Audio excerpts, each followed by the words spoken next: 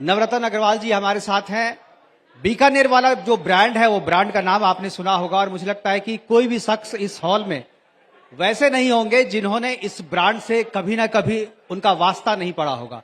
ऐसा ब्रांड है जो केवल भारत ही नहीं बल्कि भारत की सीमा के बाहर विदेशों में भी अपने झंडे गाड़ चुका है और अपने स्वाद से लोगों के बीच में एक अलग पहचान बना चुका है। वैसे ही बीकानेर वाला के जो एक वन ऑफ द डायरेक्टर नवरत्न अग्रवाल जी हमारे साथ हैं। आज इनसे हम बात करेंगे, केवल इनके प्रोडक्ट के बारे में नहीं केवल बात करेंगे, इनके स्वाद के बारे में केवल बात नहीं करेंगे, और भी बहुत सारी ऐसी चीजें हैं जिनके बारे में इनसे बात करेंगे और यह भी जानने की कोशिश करेंगे कि नवरत्न अग्रवाल जी का यह जो परिवार है, जो बीकानेर वाला जो स्वाद, जो खान पान हम करते हैं, कहां से शुरुआत करी इन्होंने और यहां तक आने का सफर इनका कैसा रहा, इसी से हम शुरुआत करेंगे। नवरत्न जी, सबसे पहले तो स्वागत है आपका सुदर्शन न्यूज में। और शुरुआत में मैंने, जैसा कि पहले भी आपसे हमारी बात हो रही थी, कि एक लंबा सफर है, आपने बीकानेर से शुरू करके आज लगता है विश्व का कोई भी ऐसा कोना नहीं होगा जहां पर बीकानेर वाले का प्रोडक्ट जो है वो नहीं मौजूद होगा। जरा अपने सफर के बारे में थोड़ा हमारे दर्शकों को पहले बताएं। नमस्कार जी, सभी को धन्यवाद। आपने मुझे आज बुलाया। सुदर्शन जी के सुरेश चौहान जी और भी बैठे हुए मंच में साथ में। और मैं नवरत्न अग्रवाल एक डायरेक्टर हूं बीकानेर वाला फूड्स प्राइवेट लिमिटेड का। हमारा परिवार 130 मेंबरों का परिवार है और उसमें एक सबसे बड़ी खूबसूरती है, कुछ लिखा पढ़ी नहीं है, बस सब बराबर हैं। और हम बीकानेर, मेरी पैदाइश बीकानेर में हुई है।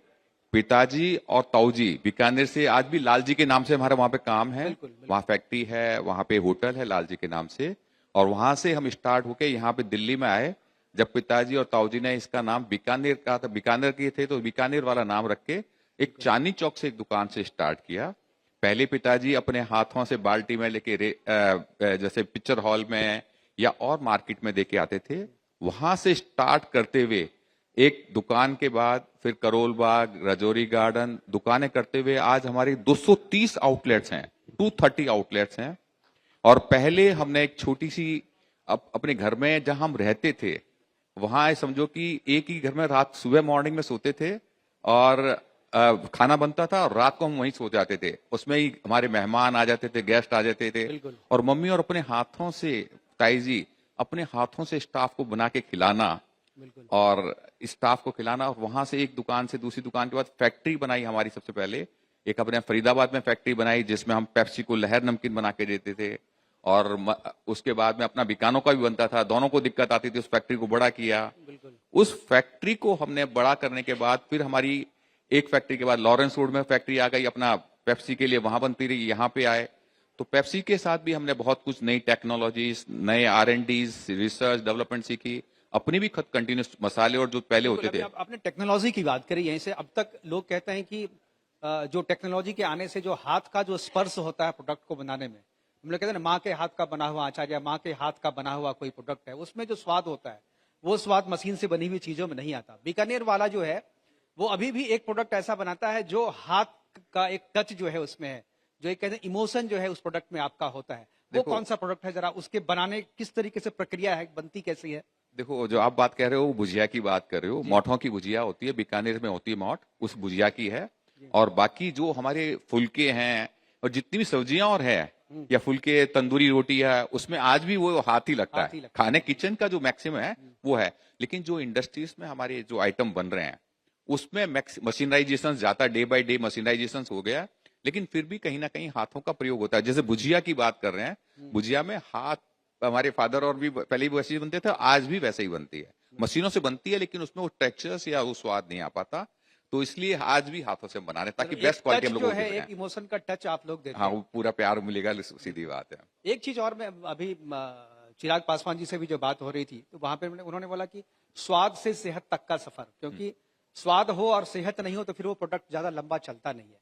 तो आपके जो प्रोडक्ट, बीकानेर वाला का जो प्रोडक्ट है, उसमें स्वाद के साथ सेहतमंद रहे, क्योंकि ये प्रोडक्ट एक आज बनता है और ये करीब महीनों 6 महीने तक जो है वो बाजार में रहता है, लोगों तक पहुंचने में उसे एक सफर तय करना पड़ता है।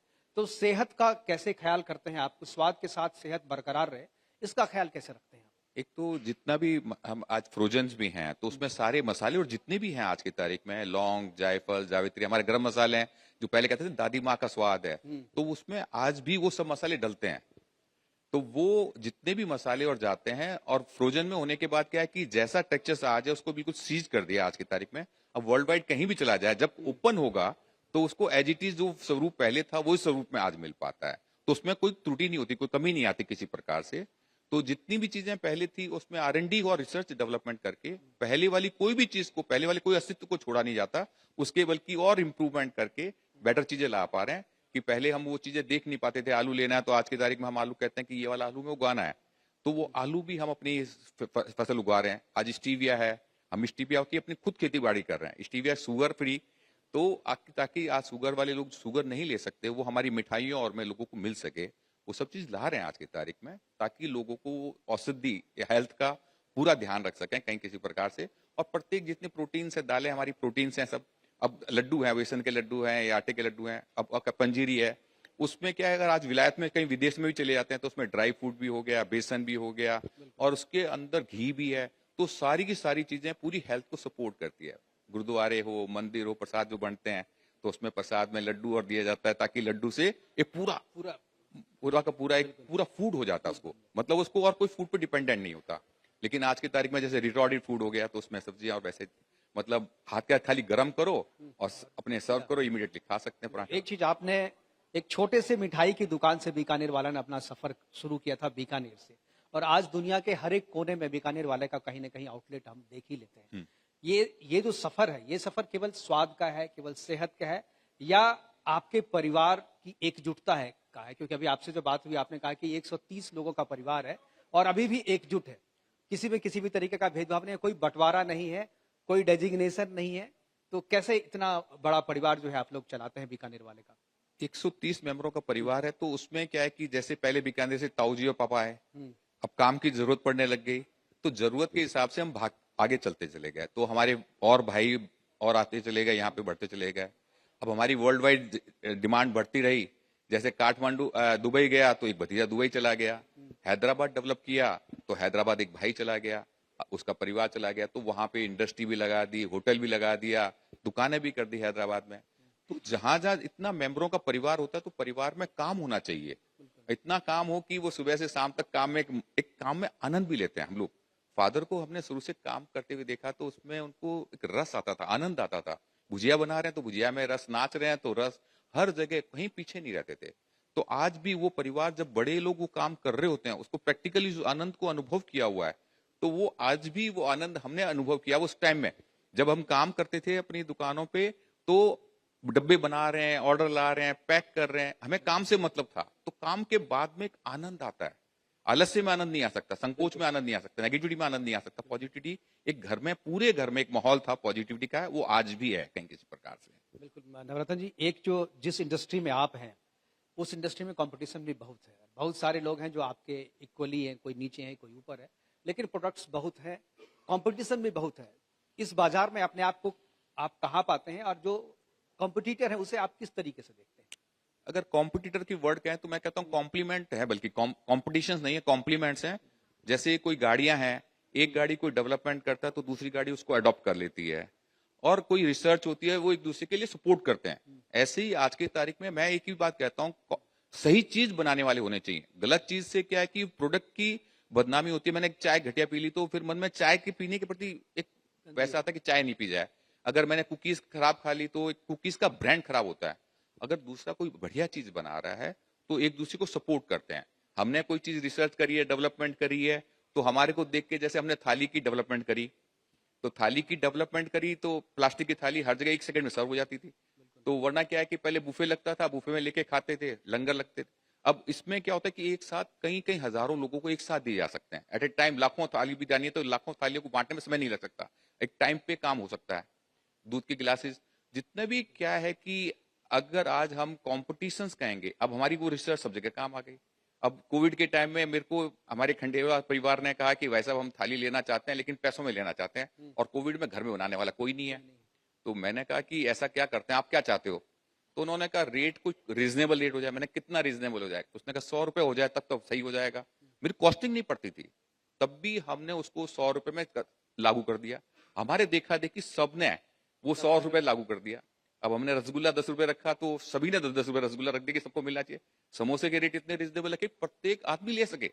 वो कॉम्पिटिटर ने कॉम्पिटिशन नहीं लेके बल्कि सबने कहा कि हम भी इसमें साथ हो जाते हैं, सभी ने उसी रेट पे माल दिया। कंज्यूमर के लिए अच्छा हो गया, कंज्यूमर के लिए अच्छा होता है और एक अच्छी चीज जाती है। बिल्कुल। कंपटीशन के लिए वर्ड नहीं है, एक कॉम्प्लीमेंट्स में अगर अच्छी चीज लोगों को जाती है, अच्छा रिसर्च और डेवलपमेंट लोगों को आ एक जाता है। नवरत्न जी, जैसे आप लोग जो प्रोडक्ट बनाते हैं और दुनिया भर में सब जगह एक ही स्वाद मिलता है, क्या एक ही जगह ये तैयार होता है या अलग अलग किचन है?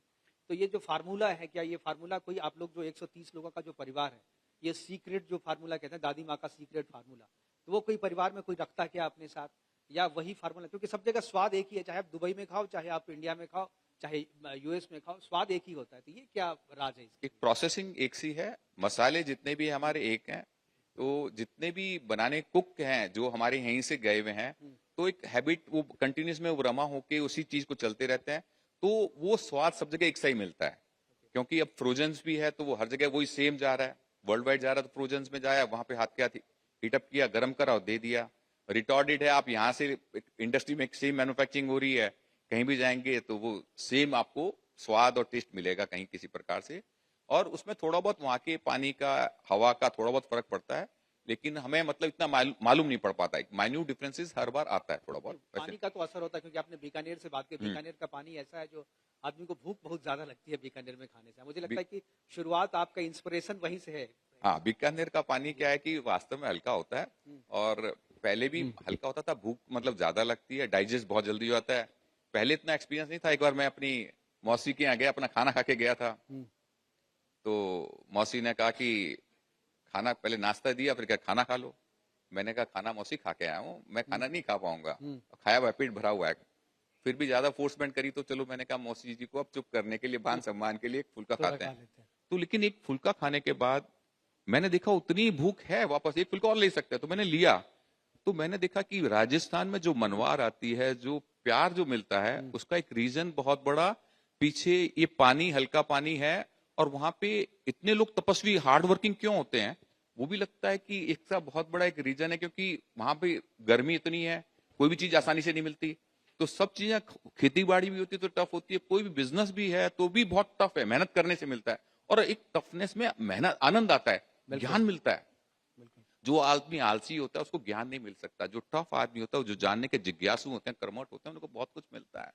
तो बीकानेर का, राजस्थान का जो है, ये जहां जहां लोग गए, चाहे मिलिट्री में देखो सबसे ज्यादा लोग गए हुए हैं कहीं किसी प्रकार से, और हर जगह जो बिजनेस गए हुए हैं, कैलकाटा और हम लोग सब जगह गए हुए हैं। तो हमारा तो बीकानेर के नजदीक होने का हम दिल्ली आए, वरना फादर और पहले चाहते थे कैलकाटा और इधर उधर देख के आए क्योंकि कहाँ जाया जाए। इंडस्ट्री थोड़ा ग्रो कर रही थी हाँ, पहले हाँ, यहाँ हाँ, से। हाँ, हाँ। बिल्कुल। एक चीज और मैं जानना चाहूंगा आपसे कि आप, बेरोजगारी की बात अक्सर होती है और आपकी जो इंडस्ट्री है उसमें रोजगार बहुत ज्यादा होता है। आपने अपनी इंडस्ट्री में कितने लोगों को रोजगार दिया हुआ है? अप्रोक्सीमेटली मैं एग्जैक्ट तो नहीं मालूम, 10,000 के आसपास लोग तो होंगे, एम्प्लॉयड होंगे हमारे यहाँ से। 10,000 लोग आपके यहाँ हाँ, काम बिल्कुल करते हैं पूरे हाँ, वर्ल्ड वाइड? वर्ल्ड वाइड होंगे। एक चीज, एक जो चुनौती कहते हैं कि हर एक व्यवसाय में एक समय आता है जब उससे एक चुनौती का सामना करना पड़ता है, और उस चुनौती को अगर आपने पार कर लिया तो आप कहेंगे सफलता आपके बिल्कुल हाथ में। कोविड का एक दौर आया था, हर एक इंडस्ट्री में जो है जो डाउनफॉल आ रहा था, और खासतौर पे आप जो इंडस्ट्री करते हैं कि लोगों से मिलना जुलना, हाथों से देना, इस पे सबसे ज्यादा असर पड़ा था इंडस्ट्री कोविड का। इस फेज को आपने किस तरीके से निकाला और इसके लिए क्या उपाय किया? क्योंकि आपको, आपके साथ जो एम्प्लॉय थे उसे भी रखना था, उसे भी निकालना नहीं था, अपनी प्रॉफिट को भी बरकरार रखना था, तो ये सामंजस्य किस तरीके से बनाया आपने? कोविड के टाइम में प्रॉब्लम्स थी, लेकिन एक भयंकर प्रॉब्लम थी, महामारी थी बहुत बड़ी। और इसमें भी हमें क्या था कि जैसे सरकार के हमारे रेस्टोरेंट्स खुले हुए थे, जो सराउंडिंग में रेस्टोरेंट्स में लोग रह रहे हैं, कहीं और रह रहे हैं, अब उनको फूड तो जरूरत है ही है, वो बंद होने से तो काम होगा नहीं। तो एक अपनी जिम्मेदारी समझ के कि हमें इन लोगों को फूड मिले। जैसे कोविड के टाइम में थाली का मैंने एक एग्जाम्पल दिया था कि हमने 100 रुपए की थाली करी और सबको देने के लिए, तो हमारी कॉस्टिंग में नहीं थी। तो एक जिम्मेदारी के रूप में हमने लिया कि हम भी एक नागरिक हैं देश के, जो मोदी जी जो जिस प्रकार से काम कर रहे हैं, हार्ड वर्किंग कर रहे हैं, हम उनके साथ किसी प्रकार से इस देश में सपोर्ट करते हैं। तो हमने जैसे कोविड के टाइम में यहाँ पे नोएडा में भी हमारे फूड के पैकेट्स जा रहे थे, उन्होंने मुझे कहा कि यहाँ पे आप फूड कैसे दे सकते हैं, शेल्टर हाउसेस और बना रखे थे नोएडा, ग्रेटर नोएडा। तो मेरे करीबन अप्रोक्सीमेटली 10,000 से ऊपर शेल्टर जा ही रहे थे, कॉम्प्लीमेंट्री जा रहे थे फूड। ऐसे ही गुड़गांवा में भी जा रहे थे, ऐसे ही हमारे करोल बाग और से जा रहे थे। तो एक सपोर्ट के उद्देश्य से हमने खोला ताकि हमारे जो आसपास में लोग रह रहे हैं उनको दिक्कत ना है। अब बात आती है कि हमारे को बिजनेस की बातें करें, जहां तक पैक नमकीन है वो बल्कि ज्यादा बिक रहा था। अब सप्लाई के शुरू में दिक्कत जरूर रही, बिल्कुल जहां पे बिल्कुल बैन कर दी थी सप्लाई, लेकिन उसके बाद में जैसे फूड नेसेसरी आइटम्स की उन्होंने फूड खोला ओपन किया तो हमारे नमकीन्स और जाने लगे। तो बल्कि जरूरत थी लोगों को उस टाइम में कि घर बैठे में कुछ ना कुछ फूड ऐसा मिलता रहे, कुछ मिठाई ऐसी मिलती रहे, तो वो हमारी सप्लाई बल्कि चेन में लोगों को खाली बैठा होता तो आदमी और कुछ नहीं होता तो ज्यादा स्नैक्स तो लेता, ज्यादा कुछ लेता तो चल रहा था, बल्कि ऐसा कुछ वो नहीं था कि हमें दिक्कत थी। हाँ, प्रॉफिट्स और सब चीजें बहुत ड्रास्टिकली डाउन हुई थी उस टाइम में, लेकिन फिर भी सभी चीजें चल रही थी। प्रॉफिट डाउन हुआ था, घाटा हाँ, नहीं हर हुआ। चीज प्रॉफिट्स और सब डाउन थे उस टाइम में। एक चीज जो सरकार से हर एक इंडस्ट्री को एक उम्मीद होती है, तो आपकी इंडस्ट्री को उम्मीद थी, और अभी जो वर्तमान सरकार है, आप लोग तो हर एक सरकार को आपने देखा है, आपकी इंडस्ट्री ने देखा है, जो अगर हम कहें जो सरकार के लेवल पे अगर आप ये कहें तो आप किस लेवल पे आपने ग्रो किया है? हमने जैसे जैसे बल्कि हमें लोगों को हमारा स्वाद फूड बहुत अच्छा लगता था, तो हमें पहले कहते थे फ्रेंचाइज खोल देते हैं। हमें आज की तारीख में भी खुद काम करते हैं, सारे जितने मेंबर्स हैं खुद ही मैनेजर्स हैं, और हर जगह खुद सुबह से शाम तक लगना इस बिजनेस को बढ़ाने में लगे रहते हैं। तो मेन चीज क्या है कि सर हम लोगों ने डे बाय डे, दोबारा क्वेश्चन पूछना, क्या चीज कही थी आपने? नहीं, सरकार से किस तरीके की, जो सरकार से सरकार क्या ने मांग हमें है? हमेशा हर जगह सपोर्ट करी है, कहीं पे भी आज की तारीख में कहें कि सरकार ने कहीं सपोर्ट नहीं करी, नहीं। सरकार ने आज जैसे पीएलआई है, जितने भी लाइसेंसिंग सिस्टम्स हैं, सबको बिल्कुल इजी कर दिया और हमें आसानी से देने लग गए, ताकि हम ज्यादा इजीली वर्क कर सकें। और सपोर्ट देती है कि गवर्नमेंट आप काम कर रहे हो तो आप इंडस्ट्री लगाएं, तो हमारे प्रकार से सपोर्ट कर रही है। तो आज की तारीख में गवर्नमेंट नो डाउट बहुत बढ़ के, आगे बढ़ के, प्लान करके, हमारे साथ लग के हर जगह सपोर्ट कर रही है कहीं। जब आपने शुरू किया था बिजनेस बीकानेर वाला, आप एक छोटी सी मिठाई की दुकान से आगे आए थे, तो सबसे पहले सरकार से लाइसेंस लिया होगा आपने फूड प्रोसेसिंग के लिए, या चूंकि फूड का लाइसेंस लेने के लिए बहुत सारी जो क्राइटेरिया बहुत ज्यादा है, क्योंकि आपके बनाए हुए खाने जो हैं वो दूसरा खाएंगे और वो सेहतमंद हो, वो बीमार ना पड़े, इसकी गारंटी आपको लेनी पड़ती है, ये बहुत बड़ी जिम्मेदारी होती है। तो इसको लेकर के आप लोगों ने कैसे डिसाइड किया, क्योंकि ये इंडस्ट्री और दूसरी इंडस्ट्री में ही फर्क है कि आपको दूसरे की सेहत की जिम्मेदारी लेनी होती है। कोई प्रोडक्ट माइक हमने लिया, खराब हो गया, तो कम से कम पैसे का नुकसान हुआ, जान का नुकसान नहीं हुआ। लेकिन आप जो प्रोडक्ट बना रहे हैं उसमें जान का नुकसान हो सकता है, सेहत का चिराग नुकसान हो पासवान जी सकता है। जो क्वेश्चन का जवाब दे रहे थे, जी। उसी बात की बात कर रहे हैं। इसमें नो डाउट हमारी हर प्रकार से जिम्मेदारी होती है कि हम अगर बेस्ट फूड दें, फ्रेश फूड दें, और प्रत्येक लड़का जिम्मेदार, हम ही नहीं, प्रत्येक जो भी स्टाफ हमारे साथ टीम काम कर रही है वो जिम्मेदार बने। तो फादर क्या है कि लड़कों के साथ, स्टाफ के साथ नाचना गाना, उनको एक परिवार का हिस्सा बनाना। अब होली आती थी तो उनके साथ नाचना, मैं फादर को देखता, त्योहार है, दिवाली और का टाइम है तो उनका फूड का ध्यान रखना। माँ अपने हाथों से रोटी बनाती दिखाना और उनको सर्व करती थी कि अपना एक बेटा परिवार बना के, ताकि हम अपनी टीम को एक अपना परिवार का अंश बना सकें। और कस्टमर को परमात्मा के रूप में, कि कस्टमर मन से भाव से परमात्मा मानना है। जब हम तुम कस्टमर को परमात्मा मानोगे तो अपने आप से बेस्ट चीज बनाने की कोशिश करोगे और हर चीज में ध्यान देने की कोशिश करोगे। जब आपके यहाँ कोई गेस्ट आता है, संत आते हैं, तो आप कितना ख्याल करते हो, वैसे ही मन से भाव से कहीं अपनी गहराइयों से उसको परमात्मा माने, तो हम उसके लिए जो चीजें बनाएंगे वो श्रेष्ठ चीज बनाएंगे। तो अल्टीमेट प्रत्येक चीज में केयर होती है, फिर सिस्टम्स बनाने पड़ते हैं, लैब बनानी पड़ती है, वो कंटिन्यूस में एक प्रोसेस है पूरा का पूरा, ताकि इस चीजें हमारे पास जो रिसीव कर रहे हैं वो चीजें सही रिसीव करें, गलत चीज रिसीव ना करें। गलत चीज रिसीव करेंगे तो हम डिलीवर्ड भी गलत चीज कर पाएंगे कहीं किसी प्रकार से। एक तो एक चीज जो आती है, जब आपने शुरुआत करी होगी इंडस्ट्री की, जब आपने एक छोटे से मिठाई की दुकान से निकला, आपने फिर दूसरे आउटलेट लिए, फिर तीसरे, उसके बाद फिर आपने विदेशों में भेजना शुरू किया। इस दौरान जो डेवलपमेंट सरकार की तरफ से हुए, जो एक तरीके से कहें जो लगाम लगाने की कोशिश की गई, सर्टिफिकेशन बहुत सारे हैं इसमें, उसी में एक हलाला सर्टिफिकेशन है, तो ये आपको कब, क्योंकि शुरुआत जब आपने की होगी तब तो ये सर्टिफिकेशन नहीं होगा, तो फिर ये कब आपको आ रहा है, इसको आप लोगों ने किस तरीके से लिया?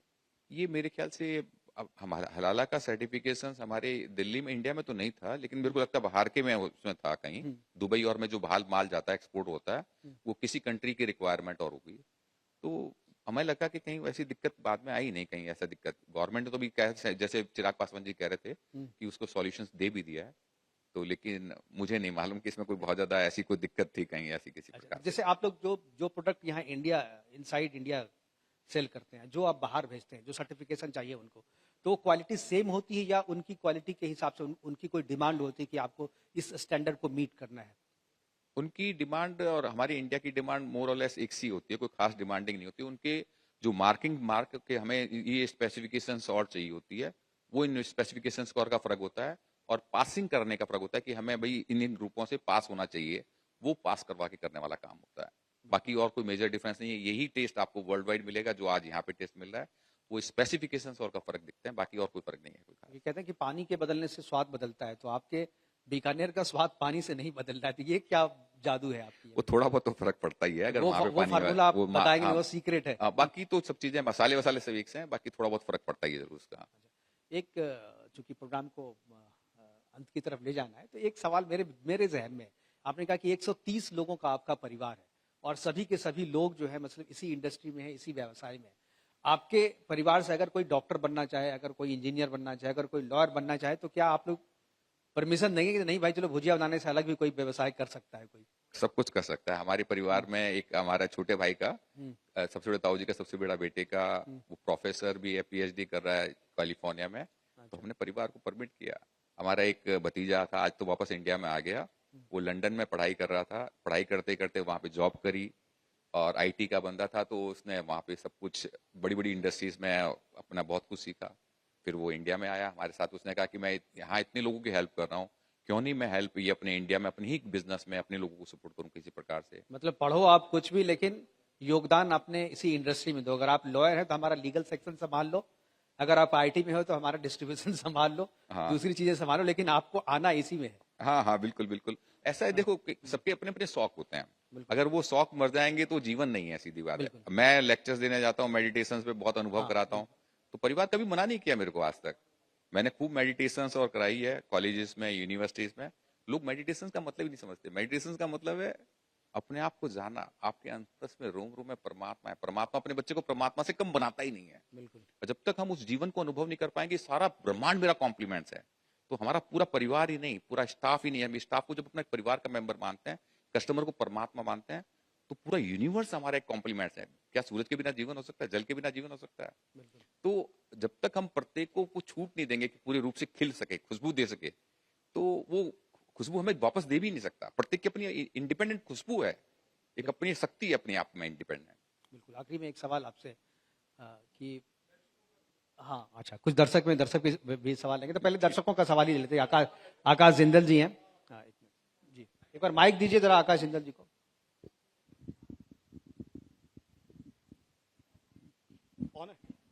नमस्कार, मेरा नाम आकाश जिंदल है, सभी चैनल्स पे आता हूं एज अ बिजनेस एक्सपर्ट।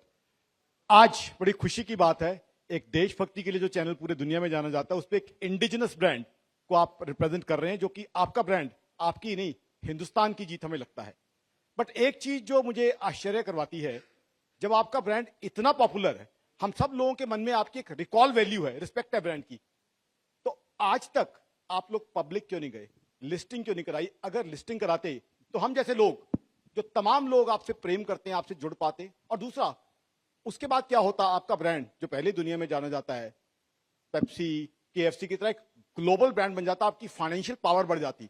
तो जो एक इंडियन ब्रांड है जिसने इतनी कामयाबी पाई है, पूरे हिंदुस्तान के लिए गर्व की बात है, वो लिस्टिंग उसकी कब होगी?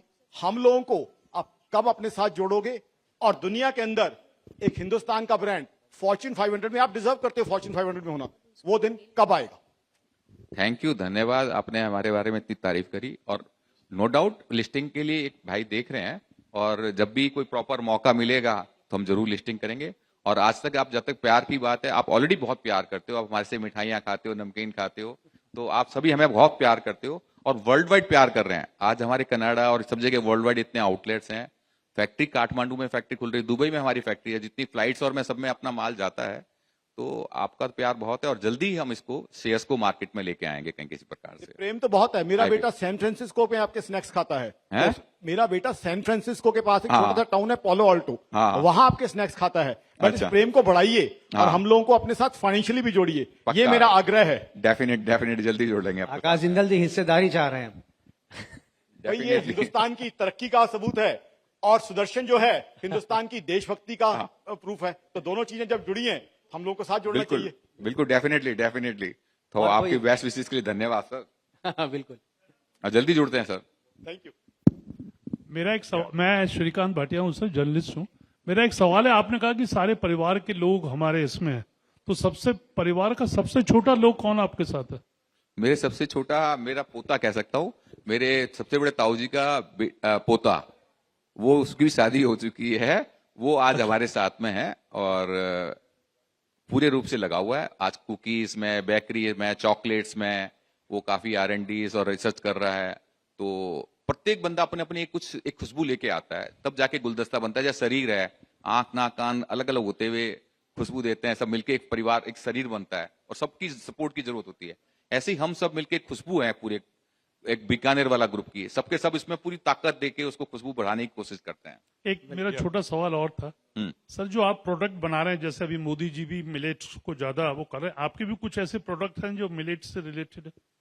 मिलेट से रिलेटेड मैंने कई बार अपने कैटरिंग और के टाइम में मोदी जी और के जहाँ खाना वाना होता था तो मिलेट्स कहते थे, तो मैंने मिलेट्स का कई बार उनके किया है। लेकिन रूटीन में अभी हमारा मिलेट्स पे इतना काम नहीं है। अभी कर रहे हैं कंटिन्यूटी में, क्योंकि मिलेट्स का एक उस पर मेहनत की जरूरत है अभी थोड़ा सा। और मिलेट्स में क्या ड्राइनेस आती, तो ऑयल ज्यादा, हमारे जैसे राजस्थान में होता तो घी ज्यादा डालते थे। तो यहाँ पे मिलेट्स को बिना घी के खाएंगे तो नुकसान करेगा। लेकिन अभी वो ड्राइनेस के साथ में घी, दोनों का कॉम्बिनेशन चाहिए जी मिलेट में, वरना ड्राइनेस आएगी अपने दिल के अंदर कहीं। एक चीज जो ठीक है, एक सवाल और। मेरा एक सवाल है सर। क्वालिटी के दो इम्पोर्टेंट डिमेंशन होते हैं। माय नेम इज बलराम त्यागी। एक कंसिस्टेंसी है रेस्टोरेंट क्वालिटी के लिए और दूसरा कस्टमाइजेशन है। तो कंसिस्टेंसी तो मेंटेन रहती है आपकी, जैसे सर ने बताया कि स्वाद सब जगह एक ही मिलेगा।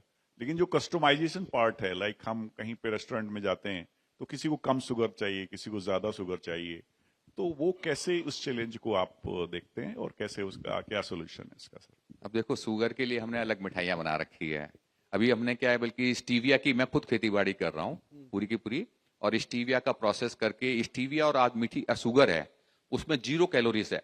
तो उससे आपको क्या है कि आपको शुगर भी नहीं बढ़ेगी और चाहे जितना खाओ आपको शुगर ले सकते हैं, आपको बिल्कुल वही स्वाद मिलेगा।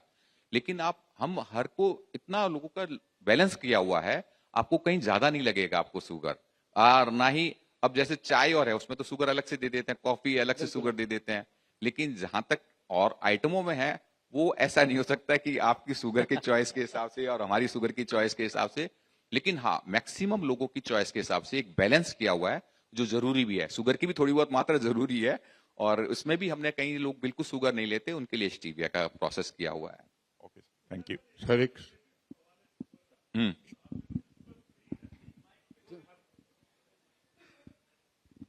लोग शुगर फ्री मिठाइयाँ खाते हैं, तो आपको लगता है कि ये अभी इतना शुगर का प्रचार हो रहा है कि नुकसान है शुगर खाने से, तो कुछ आपकी सेल पे भी फर्क पड़ा है कि मिठाई पे? क्योंकि नहीं, कोई फर्क नहीं पड़ा, बढ़ गया है सेल सर, और कोई कमी नहीं हुई। हम तो कई लोग बोलते हैं अभी दिवाली वगैरह पे मिठाई मत दो, ड्राई फ्रूट दो। उन्होंने अपने मन को बना लिया खाली। एनुअली क्या है कि अपन को खाना खाएंगे डाइजेस्ट होना चाहिए। अगर ज्यादा खाना खाओगे डाइजेस्ट नहीं होगा तो नुकसान करेगा। कोई भी चीज खाएंगे, चीज सड़ेगी तो नुकसान करेगी। अपने खाया जितना अपना डाइजेस्ट हो जाएगा वो आपको सपोर्ट करेगा हेल्थ में। तो मेन चीज क्या है कि ये मन में भी हम कई बार बना लेते हैं कि ये शुगर खा रहे हैं, या अपने 2 पीस खा लिए, अगर पूरा पेट नहीं भरा जाएगा। विष्णु चौधरी क्या कहते हैं कि आप अपना पहले वेजिटेबल एक प्लेट डिप डाइट्स में क्या कहता है, पहले अपना फूड ऐसे खा लो डिप, जिसमें वेजिटेबल सैलेड हो, फ्रूट्स हो, ताकि सेकंड प्लेट आपकी उतनी भूख भर जाएगी, ताकि अपनी पेट पूरी भूख पूरी करें, भूख को कम ना करें किसी प्रकार से। लेकिन ओवर एक्सेस में भी ना खाएं कि जो आपने मन के कारण खा लिया लेकिन शरीर अंदर डिमांड ही नहीं कर रहा और अपने खा लिया तो नुकसान करेगा वो कहीं किसी प्रकार से। सर एक क्वेश्चन सर। बिल्कुल, मुझे लग रहा है कि सवालों का सिलसिला बंद करें और प्रोग्राम को वाइंड अप करने की तरफ बढ़ते हैं। और नवरत्न जी से वो लंबी बात हुई, लेकिन आखिरी सवाल मेरा आपसे रह गया कि नवरत्न फैमिली में नेक्स्ट क्या है, नेक्स्ट जनरेशन अगर हम कहें, जो बीकानेर वाले का नेक्स्ट जनरेशन, तो हम और जो हमारे दर्शक हैं वो क्या किसी नए प्रोडक्ट का पे आप लोग R&D कर रहे हैं, कुछ नया ला रहे हैं आप बाजार में? डेली नई नई R&Ds हो रही है, डेली नए नए मसालों की R&Ds हो रही है। तो आपको हमारे स्नैक्स पैक आइटम्स में डेली कुछ ना कुछ नया मिलता है। ऐसे फूड में भी हमारे डेली सैलेड वैलेड और में कभी नई नई चीजें लाते रहते हैं, कई चीजें कम भी करते रहते हैं, नई नई चीजें भी लेके आते रहते हैं। और वो डेली का एक R&D, एक नया प्रोसेस डेली चल रहा है और वो कंटिन्यूस चलता रहेगा। वो कारवां है, लोग भी हमें सपोर्ट करते रहते हैं कि भाई साहब ये चीज यहाँ की बहुत अच्छी है, तो हम उन चीजों को लाते रहते हैं। कोई साउथ इंडियन चीज है, चकरी वकरी है, वो हम यहाँ इंडिया में ला रहे हैं। खाकरा और गुजरात का है, यहाँ पे लेके आए हैं हम यहाँ पे। और ऐसे ही चीजें वहाँ की वर्ल्ड वाइड हम लेके आते रहते हैं, ताकि एक बेस्ट चीज हो उसको इग्नोर ना करके वो प्रत्येक लोगों को वो टेस्ट मिल सके, चीजें मिल सके, उसको एक प्रॉपर R&D या रिसर्च करके हम लोगों को दे सके। ये एक कंटिन्यूस प्रोसेस है जो Continuous process चलता रहता है। हम्म। थैंक यू नवरत्न अग्रवाल जी हमसे बात करने के लिए और सुदर्शन न्यूज को समय देने के लिए। बीकानेर वाले के बारे में हम लोग जितना केवल देखते थे, सुनते थे, अपने आसपास के आउटलेट्स के माध्यम से बीकानेर वाले को जानते थे, मुझे लगता है कि आज नवरत्न अग्रवाल जी से बात करके, इनकी बातों को सुनकर आप बीकानेर वालों से आप अपना एक रिश्ता जो है, पहले केवल स्वाद और सेहत का रिश्ता था, अब आपका सीधा रिश्ता बीकानेर वालों से हो गया है। मुझे लगता है कि इस मुलाकात के बाद आपका बन जाएगा, अगर नहीं हुआ तो। नई चीजें नवरत्न अग्रवाल जी ला रहे हैं मार्केट में और नई चीजें कामयाब हो, इसी शुभकामनाओं के साथ अभी की बातचीत मैं यहीं पर समाप्त करता हूं। हमारे साथ जुड़ने के लिए आपका बहुत बहुत धन्यवाद। Thank you, thank you, thank you so much Sudarshan sir. Channel का, आपके चौहान जी और आप सभी चैनल के जितने भी टीम हैं, उन्होंने आपने हमें बुलवाया और इतनी टीम के बीच में हमें बात करी, उसके लिए धन्यवाद। और हमारे बारे में लोगों को जानने का मौका दिया और हमारे परिवार के बारे में आपने जो क्वेश्चंस पूछे, उसके लिए आपके एक एक क्वेश्चंस ऐसे पूछ रहे थे जैसे गहराई से अपने परिवार के लिए पूछ रहे हैं, जो जानने के जिज्ञासु हों। Thank you for all, thank you.